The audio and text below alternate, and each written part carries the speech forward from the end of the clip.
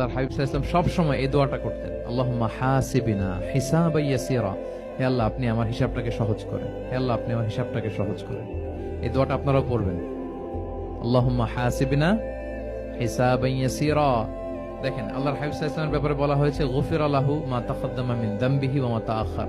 আল্লাহর হাবিব সাল্লাল্লাহু আলাইহি ওয়াসাল্লামের আগের পরের সব গুনাহ মাফ। আদতে তো গুনাহই নাই, নিষ্পাপ ছিলেন তিনি, মাসুম। নবীরা হচ্ছেন মাসুম। তারপরেও আল্লাহর হাবিব সাল্লাল্লাহু আলাইহি ওয়াসাল্লাম এই দোয়াটা করতেন, আল্লাহুম্মা হাসিবিনা হিসাবান ইয়াসীরা। এরপর তিনি এই দোয়াটা সবসময় করতেন। তাহাজ্জুদের সালাতে দাঁড়িয়ে থাকতে থাকতে ওনার পা ফুলে যেত।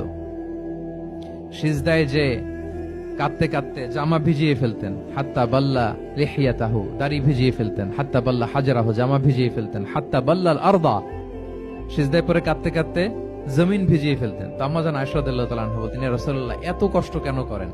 আপনার পা ফুলে যায়, কাঁদতে কাঁদতে আপনি হয়রান হয়ে যান।